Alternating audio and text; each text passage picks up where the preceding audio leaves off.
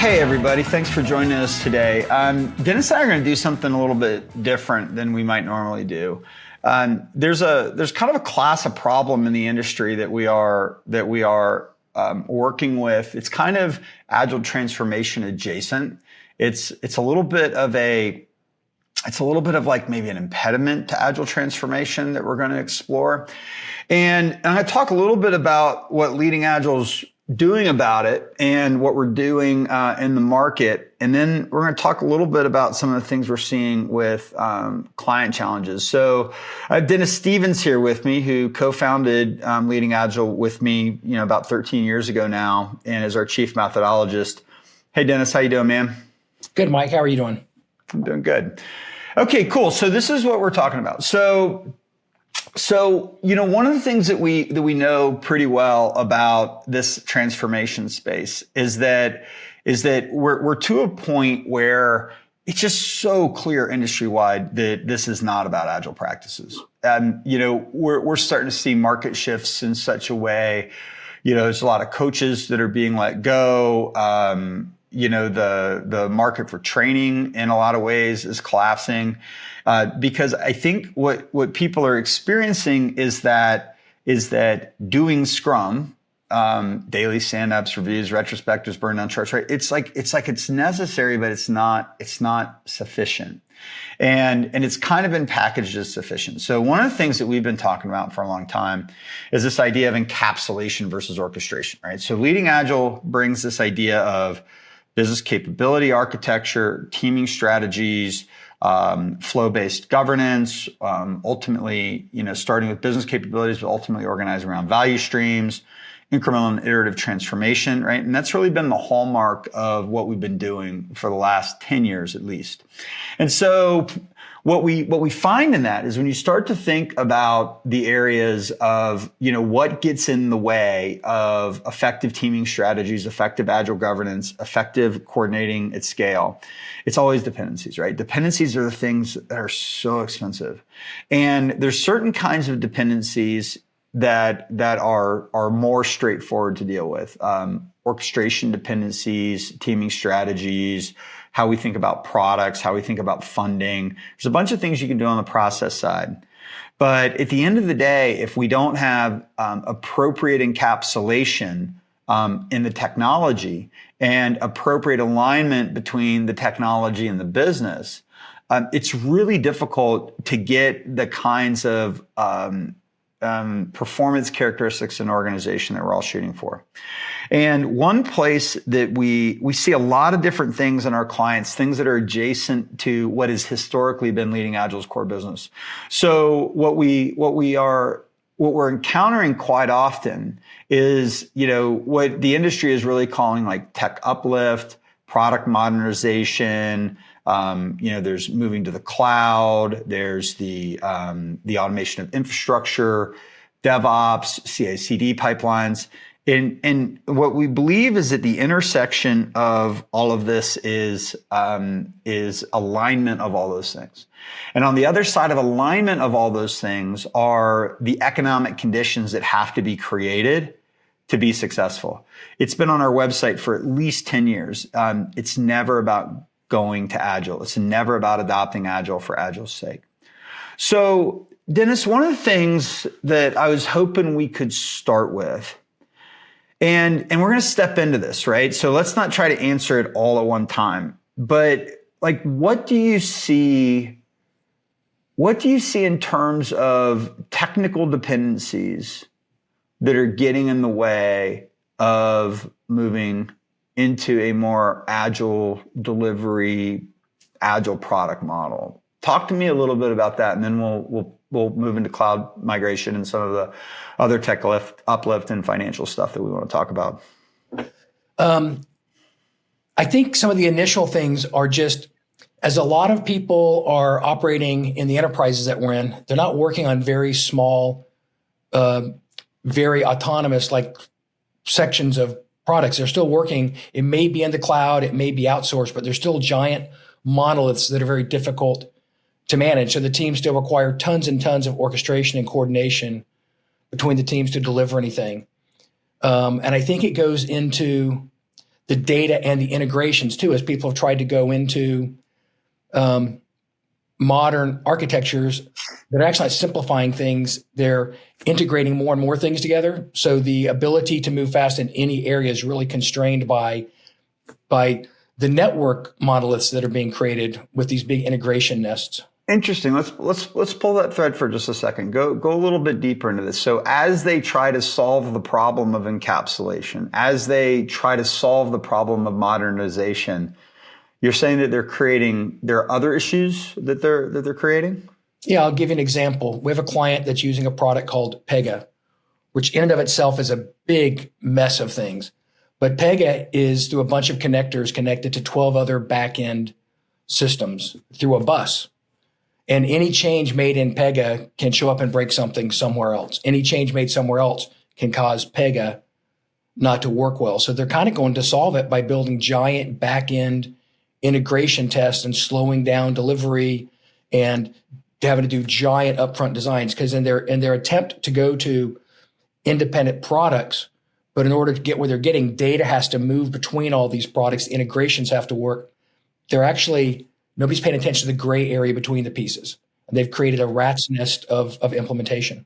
So let's go into that. So what is the gray area that nobody's paying attention to? Who's responsible for testing that the transaction that comes out of your service catalog into your bus and back up to Pega, like the service bus people's piece work, the product catalog piece works, the Pega piece works, but the path of data through it is a mess. The transaction itself isn't what was expected. And so even though every vendor's piece is working, integrated whole is failing.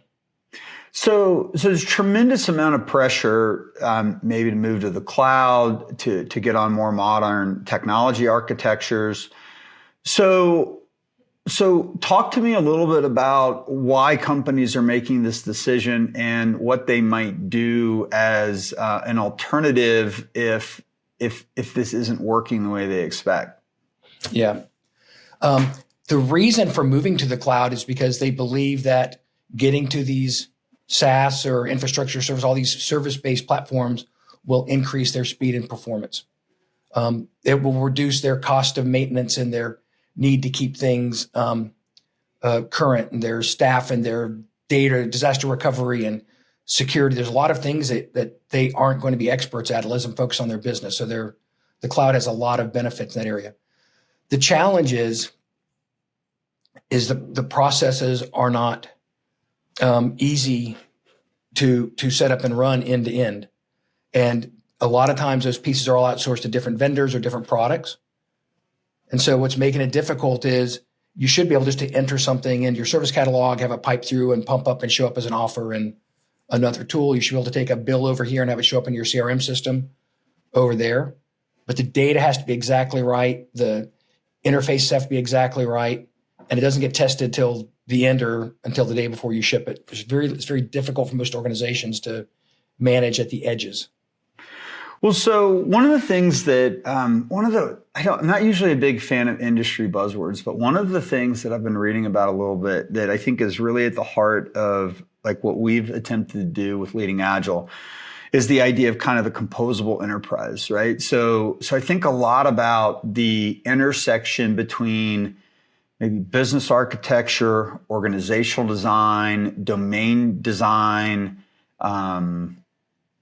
product type organizations, product driven organizations, and such, right?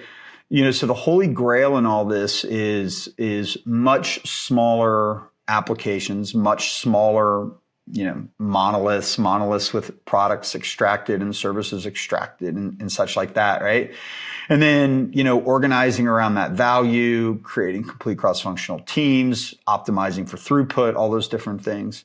So given what we've learned over the last 13 years, talk to me a little bit about how we might apply those things into these uplift and cloud migration problems that we're seeing in our clients, with our clients. The first one is what must be true for that technology to actually be composable or maintainable by the delivery team. It's got to actually be able to be built and tested and performed in a way that wasn't previously expected. when it was set up. It can't be built on. It's got to be built on a low trust, high assurance sort of model. But people aren't building the technologies and the tests around the monoliths or around the modules or functionality in there to make sure that it follows all the rules that it's necessary for the network to work. So they're not really getting autonomous technologies, and a lot of times it's in the transaction and the data interaction, not just the code. And so things are not holding well together. You end up with a ton of tailoring and customization. We ran into this with one of our clients up in Indianapolis, where they'd use Salesforce.com, and they'd built everything on Salesforce.com, and then they had tailored it and customized it for every individual region. They had done it to get out of the habit of having lots of customized, difficult to manage. We're trying to get the benefits of SaaS, the benefits of cloud, and they ended up with the inability to change anything without everything else breaking. Interesting. So basically, in the attempt to move to the cloud, they in effect reestablished the monolith. They didn't change their processes, their data expectations, or the behaviors and the groups. They recreated the network of transactions that existed previously. Okay, so let's pull that thread. That's a really interesting thread. So what you're basically saying is that they did the technology transformation, but they didn't change anything else about how the business worked and ended up replicating the monolith on the backside. Talk to me more about that. Yeah. Yeah, in a SaaS product, but everybody had their own tailored, customized functions. Upgrades were impossible to do. Like everything they were trying to solve for, they just recreated all because they didn't go after or understand the implications of the variation in process, the org design that was still networked, not product oriented. And so they just recreated the same rat's nest of transactions. Everything still had to be managed across everything. So is maybe a way of saying this that if you do the modernization and you do the cloud migration, you do the tech uplift, all these cool buzzwords, but you don't actually do the refactoring, you don't actually do the extraction work, you don't align the business processes to the new technology models, you're going to end up with the same problem? It's absolutely what we're seeing, yeah. Okay, cool. So let's shift gears for just a second. So, one of the things I've been educating myself, maybe I'm a little late to the party, is with the idea of cloud migration. Because, a lot of our clients are doing big cloud migration implementations. A couple years ago, Matt Van Vliet from Pillar joined us, and we built a studio to do some of this extraction work, right? So it's not my wheelhouse per se, right? But it's something that Leading Agile as a company is playing into. Let's talk generically a minute about the different patterns of cloud migration. Certain things I hear like, lift and shift versus, or, maybe cloud ready versus cloud enabled versus cloud digital. Talk me through some of that and tell me how, maybe not just like what the industry buzzwords are, but like how are we seeing these ideas actually applied on client sites? Yeah, I'll stay away from the cascade of R's. There's like a lot of people are talking about the different R's, right? So one pattern is you've got something running in your data center, and you want to take it out of your data center and put it in another data center, the lift and shift sort of model. You put the exact same thing that is in it. You might do that because you're trying to move rapidly out of an expensive infrastructure, and physical asset people cost. It's really expensive to have a data center. It's really expensive to have disaster recovery for your data center. It's really expensive to have all the people running it. The physical assets around it are super expensive, hard to maintain. In many cases are dated, have not been well taken care of because they push things into the next year and the next year. And now their data centers just are going to be very difficult to keep running, becoming more and more and more expensive. So, before you go down that path a little bit more, last little segment that we were doing, you were talking about how we'll bring in vendors, we'll move different parts of the app, we'll get different parts of the app working, but there's not like ownership of the gray area. It was like the network effect between different components. Yep. So what am I hearing you say, that when we do like a lift and shift and we have these gray areas, is that gray area keeping us connected to the data center? And if so, like what's the impact of that? Yeah, so we've seen that in several cases where it's still hardwired into the data center, maybe for some access to a payment processor or some sort of other secure location. And they don't actually have permission to connect their cloud instance to the interface that they're working through. So they end up having to leave the physical infrastructure in place until they sort that out or work that out. It could be contractual, it could be compliance, it could be legal. But in a case of ours, it got overlooked and was very, very expensive. They just didn't unwire the pieces. Another case that is actually— We'll talk about that. Very, very expensive, right? That's really interesting, because if we can figure out how to crack the code a little bit on where that cost is, it might be an interesting discussion to talk about, like how would we recoup that cost? Yeah, they had to hold on to the physical data center for an extra 2 years. So the business case for the cloud migration and tech uplift was largely funded by the deprecation of the data center, but because we didn't have all of the different impacts assessed, we couldn't execute that move, deprecate the data center, regain those costs. So therefore, the ROI on the transformation wasn't realized. Is that what I'm hearing you say? That's right.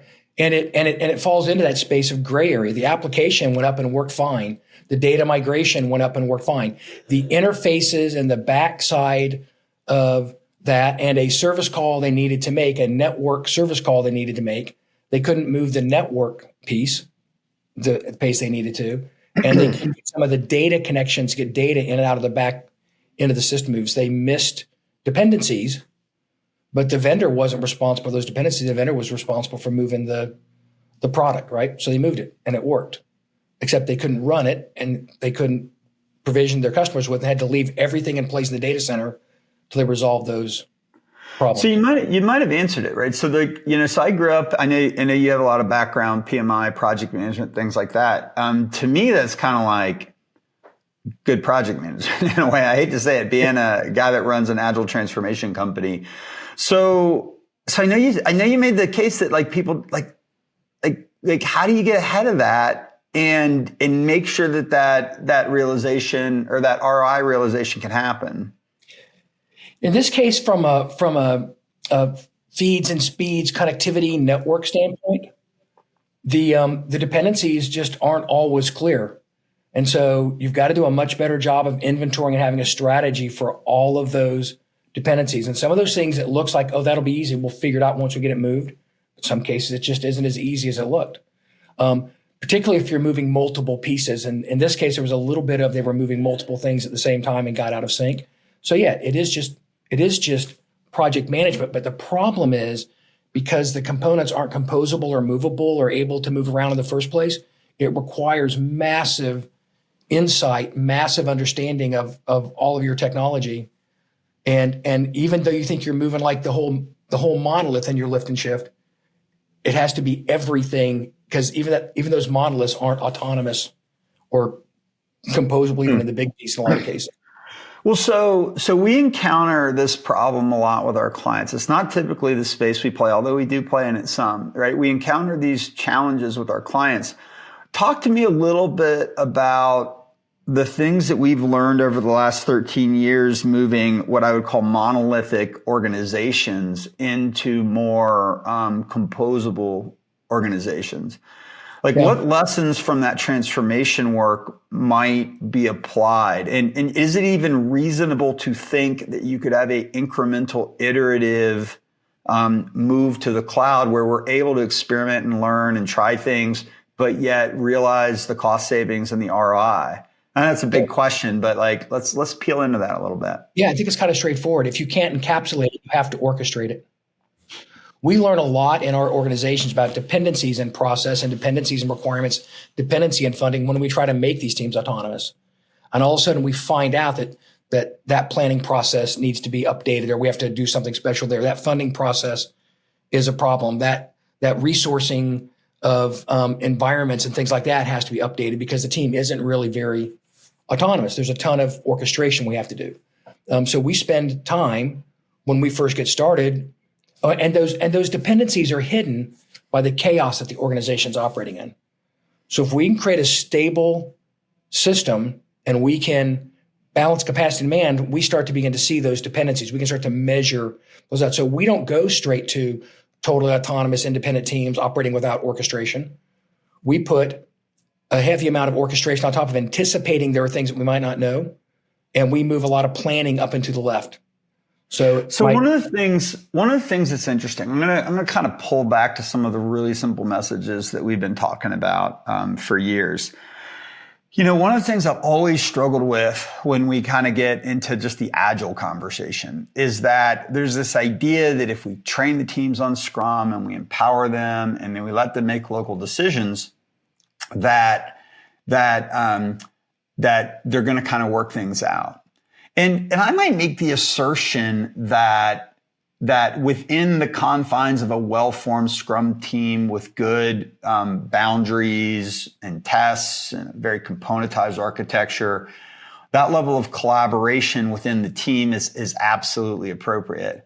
Let's pull in a little bit, because some of these things you're talking about, it sounds like what you're saying is that we got legacy monoliths, unclear responsibilities. We have a lot of chaos and confusion, not a lot of people that deeply understand.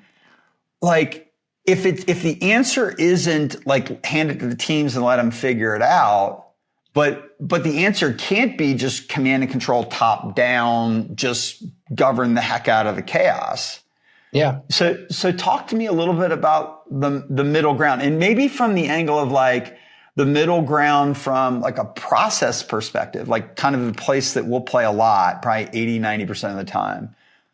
And then maybe we can explore the idea of how would we begin to bring order to the monoliths and shine light into the gray areas, something like that. That's kind of where I want to go. When we set up a delivery team, we know that the delivery team lives in an ecosystem in the organization. That ecosystem includes how you do product strategy, how you understand your customers, how you decompose that into work the teams do. It has to do with how we do business strategy and how we set priorities and how we deal with economic trade-offs in the work those teams be focused on. It has to do with how we fund and budget teams and infrastructure and security and a million other things. We can kind of walk around multiple aspects of the wheel, how we staff organizations, how we build teams, how what leadership measures and rewards, right? So we have a number of those. We can look at a team and go, these are decisions we can move into the team right now. These are decisions that have to get orchestrated right above it because it can't be collapsed into teams. These are decisions that probably need to be orchestrated even higher, maybe at a portfolio or sometimes talk about investment tier in a bigger organization. And we get kind of explicit about what the dependencies are, where they need to be orchestrated, and what the cost of having the inability to delegate them, what the cost is to the organization. We start to measure it and make it be really explicit, and then get on the path of deprecating and removing those dependencies over time and removing the compensating controls to reduce cost and increase agility over time. So we have an idea of what all those pieces are around the teams. One of those things that we keep track of is the technology and infrastructure, the architectures and operating systems, operations and infrastructure that those teams exist within. And so we'll do a lot of cleaning up of the teams within the constraints of the technologies and build up and to the left in our governance model a lot of paying attention to those dependencies and what's actually possible. When you say up and to the left, right, we're thinking 4 tiers, we're thinking Kanban-based flows. So what's implied in up and to the left is that the decisions are being made at the right level of authority and early enough in the process. So up and to the left, early enough in the process to where they can actually inform the dollars and the costs and the budgets and all that kind of stuff. Is that what you're saying? That's right. We just don't want to put the delivery teams in a position of being responsible for delivering predictably when we haven't created the conditions. We've left them with a bunch of dependencies and constraints and things that they can't possibly orchestrate or resolve on their own. And they're supposed to self-organize around it. That's like the failure mode of most companies that we go into that have tried to do some agile or lean process. So the pressures of moving to the cloud, right? So we're trying to deprecate legacy infrastructure. We're trying to reduce costs. We're trying to optimize the performance characteristics of the business. So, and we have deadlines, right? I mean, deadlines are real. We don't have infinite time to rewrite everything in terms of services. We don't have infinite time to be able to do all the necessary extraction work and business alignment work and everything, or else it would take us a decade to move out of that data center. So what do you tend to recommend? Maybe what do you tend to recommend for how can we get those costs realized quickly without leaving all the gray area stuff behind, right? All the reasons we can't seem to get out. Like, so how do we do it fast and then improve it over time? Maybe something like that.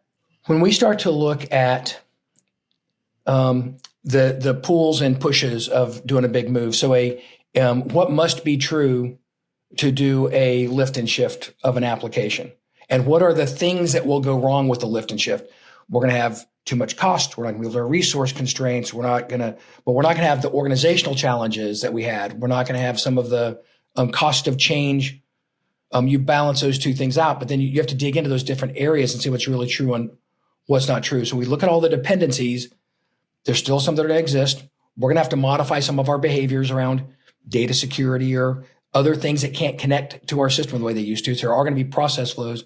You got to look at that and come up with the next option is let's start to do some re-architecture. Let's cut the boundaries off in relatively big chunks. Let's build some stuff that we might throw away in 2 years, but it's going to make it possible for us to move the big thing out, get the data center gone. We're going to build some stuff that we may not be using in 2 years, or we might be doing some stuff that makes it okay to operate in a less than optimal fashion. It's interesting when you look at the technology path, Mike, it's the same conversation that we've been having around organizations. Some of the compensating controls that we put in place are actually not best practice where you might want to be in the future, right? But they're absolutely necessary today. So they might have to build some stuff that bridges the gap for a while to get out of the data center. So what you're saying is that, let me pull on that just a minute, right? So what Dennis is referring to is in our Basecamp 1, Basecamp 2 model, we actually have a fairly heavy governance framework because in the presence of a less than optimal organizational design, constraints in the enterprise, dependency management, right? Always comes back to dependencies. We put in a fairly heavy orchestration model, but we get the agility by operating it in small batches.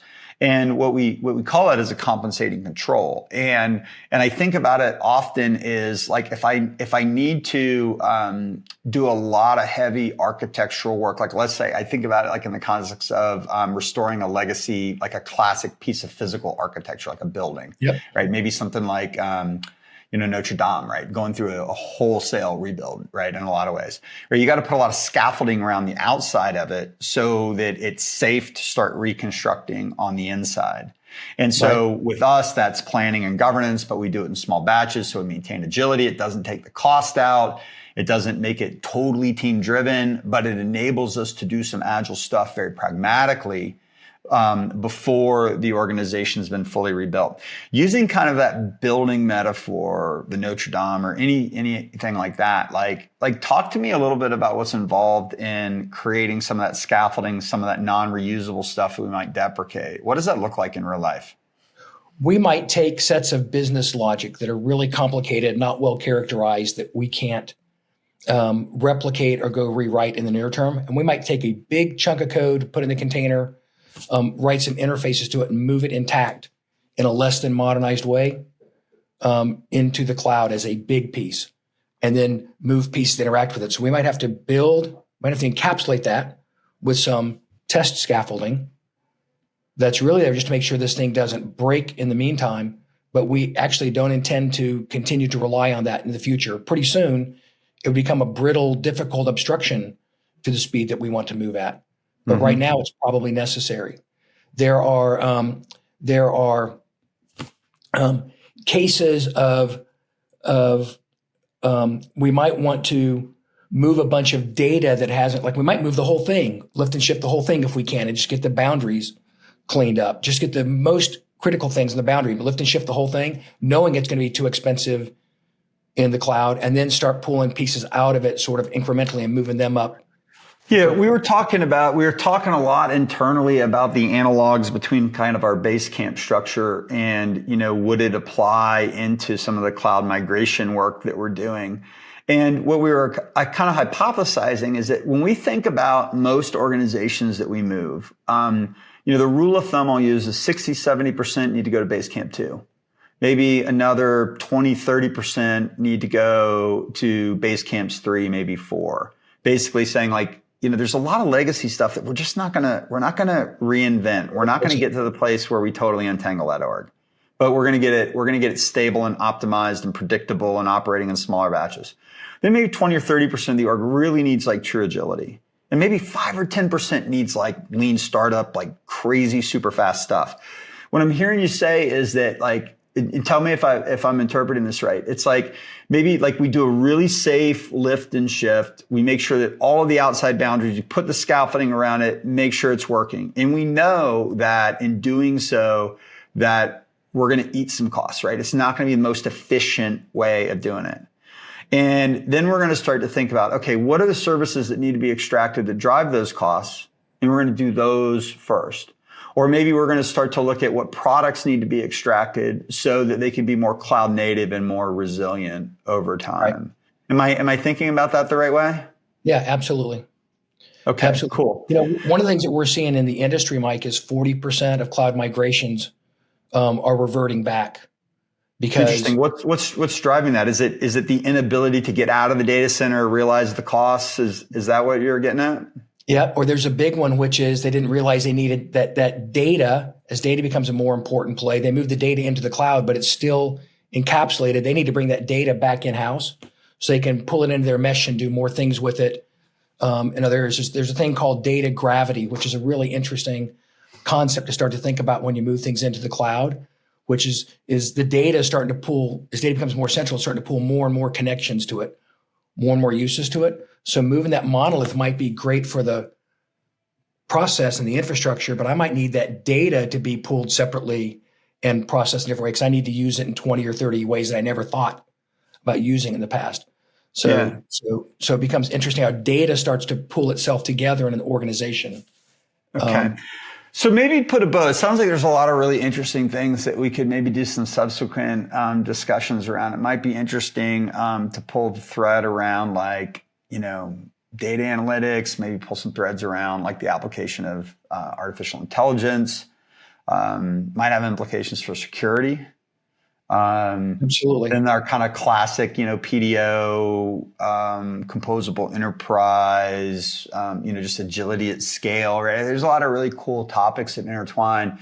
But it sounds like, though, that if we can't get some of this tech uplift stuff done well, that's really going to put a barrier in front of some of the other business things that we're looking to try to achieve. Yeah, you can't get there. So you might move everything up to the cloud to get your cost savings now, or to get some benefit now, but it's not your final move. There's going to be 3 more moves after that. You're going to pull your data back into a hybrid sort of data model. You're going to deprecate and move some services out of the cloud that you're not using anymore because you don't want to pay for the storage because now it's expensive.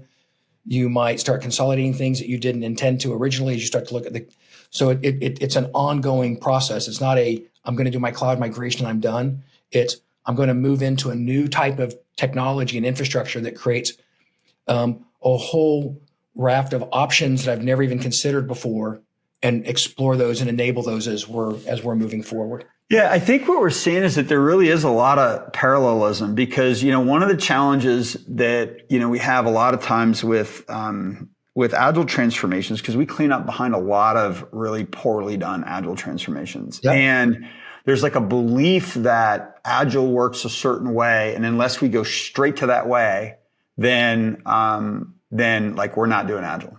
Right. And it sounds like there's a lot of people that are either just like lifting and shifting and not doing that well, or they're spending years trying to rewrite these apps in the cloud in a more services oriented way. And so what we've been hunting is like, how do we realize the economic benefits now and do that in a really responsible way, understanding all the costs, all the risks, all the trade-offs, understanding all of the compensating controls that have to be installed. and then very systematically pull apart the architecture. So we're optimizing that spend. We're optimizing our financial stuff. But then I'm going to go back to something that you said earlier, that if we don't get the business aligned with it while we're doing it, that we're going to just end up recreating the same mess in the cloud that we created locally. That's right. Am I hearing you right? That's correct. Yeah. So when we look at, there's two sort of interesting threads here. One is, but it's related. One is that business architecture lens that we want to look at our organizations around has always been a way to look at the technology and the business simultaneously. We tend to move on the business process product development side. More recently, we've been doing more and more the technology move, but they're not different lenses. It's the same view. Though things that need to go get encapsulated need to get encapsulated together. The business processes that need to get adjusted together. And it becomes really, really clear when you look at it holistically, how those two things fit together. And then the patterns of failure are exactly the same. You move one and don't manage the dependencies around it. You don't pay attention to the business piece when you move the technology. What I think is fascinating, right, is over the years is that we've expanded our aperture outside of just core transformation work. It seems like the business is using the language of business architecture. The technologists are using the language of domain-driven design. The product people are using the language of product-driven organization or projects to products. The agile community is, insistent upon complete cross-functional teams. Some of the Gartner research is talking about the idea of composable organizations. It sounds like it's interesting to me that all of these domains are talking about the same thing, but they're not talking to each other. Yeah. You have a point of view on that? Yeah, there's not a unified way talk about it. And there's all kinds of reasons for that. Vendors are selling tools in different areas. Consultants specialize in different areas. It's a risky proposition to sign up for fixing the technology and the organization and your product understanding, right? So people probably don't want to walk into that game. It's a lot easier as a manager in an organization to be responsible for your piece of it. So maybe we should just create an organization that's able to look at all of that stuff holistically and then very safely move an organization incrementally and iteratively to where it wants to be. You want to build that organization, Dennis? I might start with understanding who my customers are and how we deliver value to them, and then work backwards from the business capabilities of the organization, and then find the most important ones to move and start improving them, from a systems-wide, holistic standpoint. Cool. Well, it sounds like there's a lot of things for us to keep talking about. We thought this was kind of an important conversation because, over the years, leading Agile is, we're really growing and evolving. We're getting ready to do some pretty interesting things in the marketplace. It started a couple years with our studios practice. That's really starting to take off for us. Some of this product extraction work, some of this, alignment of product strategy, technology, architecture, organizational design, integrating those into our change management, business transformation offerings. It's starting to be pretty powerful. So we're going to try to figure out some ways to speak about that better in the marketplace. And so I'm excited to having more of these. Any parting thoughts as we wrap this up, Dennis? Mike, I think it's a really exciting time. And I think the industry is starting to see all the pieces. We were talking yesterday about 5 or 6 different movements that are sort of looking at it the same way, like you said, and not seeing each other. I think this is, the next generation technology, next generation organizational designs are the physics of it becoming evident in the market. And we're starting to figure out how to move people there. Well, thanks for your time, Dennis. I really appreciate it. I know you're busy doing a lot of client work and, helping me run a company and everything. So being able to pull out an hour to set up this conversation is meaningful. So, we'll get some time over the next couple of weeks and we'll do a few more of these. I'm really excited to pull through some of the threads, especially around data. I think data is interesting. I think AI is interesting. AI readiness is interesting. And I really think it all kind of hinges on that same physics that you were just talking about. So it'll be fun to continue the conversation. And everybody, thanks for listening. If you made it this far, we really appreciate you. Appreciate you guys tuning in. Hope this adds value. Would really be interested if anybody has any points of view based on mine and Dennis's conversation, where you'd like to see us take this. We're doing some really interesting things and exploring some interesting things that are getting something actually tough to write about, because it's like you're almost like in the land of writing books, and you're in the land of writing like long form position papers, and you know, like anything, we're all pretty busy. So we're just going to try to open up a conversation and just talk about some stuff. So if there's any threads in this conversation you'd like us to pull, I've got Dennis on deck. I got a lot of smart people that work here in Leading Agile, and we'll get them on camera for you, and we'll start unpacking some of this and see if we can create some shared understanding. So anyway, until next time, guys, thanks so much, and we really appreciate, as always, tuning in. Have a great day. See ya.